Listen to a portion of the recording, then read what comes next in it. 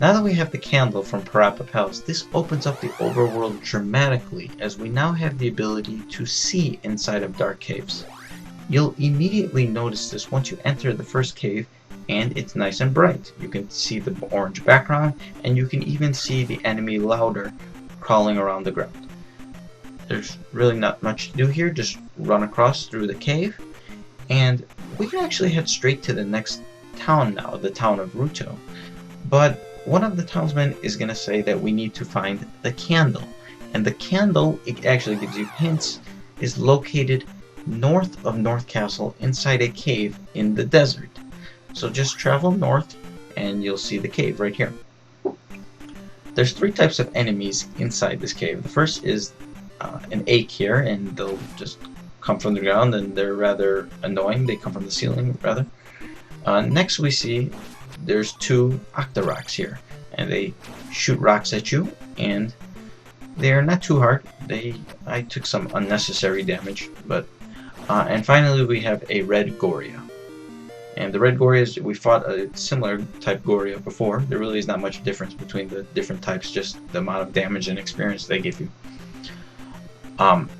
Finally, once we get the trophy, we can now exit the cave. There really is not much we can do here. And we can actually head straight to the town of Ruto right now. Or there's another secret cave southwest of North Castle. And this cave holds a magic container.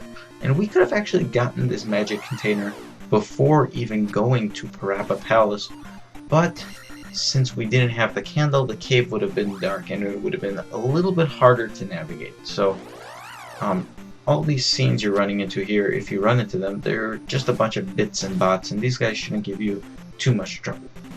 Finally, we're at the cave, so go ahead and enter it, and immediately you'll see there's several louders crawling around the floor.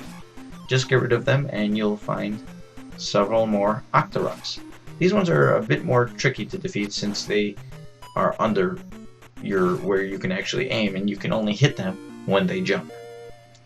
Pick up the magic container at the end of the cave and you'll see that your magic bar at the top increased from 4 to 5.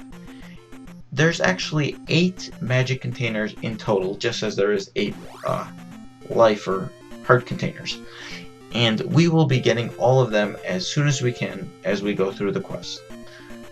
We can now finally head to the next town at the northwest here. And here we have the town of Ruto. And like I mentioned earlier, it's named after the sages which we see in Ocarina of Time. Or it works vice versa, where Ocarina of Time named the sages after the towns. Either way, it really depends if you're thinking the order of release of the games or like a timeline order. You could talk to the first woman and she'll refill your health. And you can talk to some of the other villagers here. And this guy's a notable, memorable character. I am Air. And we actually, there's something with him later in the game where he actually gives us some advice. The next screen, the first house, has a woman and she says, "You saved the trophy. Come see my uncle." I like how she takes you inside, but then once you enter the house, she's nowhere to be found. Where the heck did she go? But she wants you to meet, there's the old man that lives, I suppose, in this little cellar in the basement of the house, and the old man never moves, and he gives you spells. With this one you can jump, with this you can jump very high, and it's the jump spell. And it works just as you would suspect something like a jump spell would work. When you use it, you're able to jump higher. It works just like the shield spell in the sense it's only used once, and then once you leave the screen, you have to use the spell again in order to be able to jump high. And it's both required in order to get through the main quest, and it's also very useful against certain enemies, especially because you'll have the ability to basically jump over them. There really is not much to do in the town of Ruto, so exit it, and now that we have both the jump spell and the candle, we can head south through the next cave here. You'll immediately come into, there's 4 Octoroks right at the beginning of this cave. These ones are a little more difficult because they're staggered in terms of their levels, so multiple ones will be shooting rocks at the same time, so you'll have to react quickly. Here we have another red Goria, and the trick with these guys is just be very aggressive with them. Just keep an eye out whether it's throwing its boomerang up or down, and block with the shield accordingly, and then strike away with your sword. A couple more louders here, just get rid of them and keep progressing eastward in this cave. You shouldn't be taking too much damage by these guys. I'm sort of playing a little reckless here. There's another red Goria, so like I said, be aggressive with them, defeat them, and now continue to the east. There's a few more of these annoying aches here, and there's also a new red ache, which is known as a ache man. Basically, if these ones hit the ground, they turn into these fire-throwing dragons, basically, that will shoot fire at you. Just defeat them, and you'll come to a ledge where it's too high to jump normally. Use the jump spell, which that's what you need it for immediately. Jump up and exit the cave. Once you exit, enter the bush, little lone bush here on the right, and there is a ferry just floating around. Jump on one of the wooden planks and grab the ferry to fill up your health.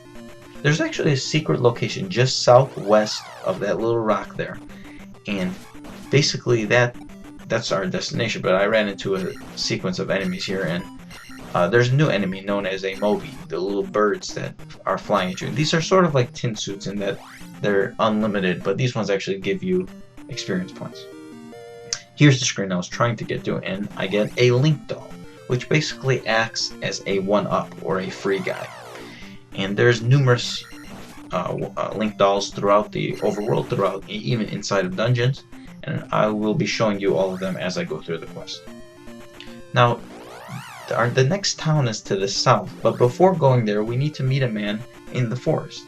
And he's located in a specific location in this forest. And really, the only way to really know where he is if you go to the town of Saria first. It gives you hints to say walk through the woods to the north of the bridge or something like that. Surrounding this person's house are these little side scenes. They have these Megmat enemies, and I'll get to them in a bit here, but here we have the character who lives in the woods, and his name is Bagu. Bagu is my name, show my note to Riverman. I love the broken English, but the Riverman lives in the harbor town of Saria, or water town of Saria, sorry. So we'll get to that shortly. And here are these Megmats I was talking about. They give you 5 experience points when you defeat them, but they could be a little difficult as sometimes they gang up on you. They come in groups. And, well, they're annoying if you're not used to them, but they're, I guess, not too bad once you do get used to them. We can now head to the water town, of Saria. At this point, though, you could technically head straight to the next palace, Medora Palace or Swamp Palace. But we can also go to Death Mountain if you desire. And going through Death Mountain is one of the most difficult portions of the game, especially this early in the game. So you might be better off just going straight to the next palace. It's really up to you what you prefer. I will be going to Death Mountain first. There's a little lone bush here, and it contains a points bag. I'm not going to upgrade my life because I have full life right now. I don't like upgrading when I have full life. Defeat the Megmats and exit the scene. And that's basically going to do it for this section of this chapter. Join me next time when we'll go through the water town of Saria and we'll tackle Death Mountain.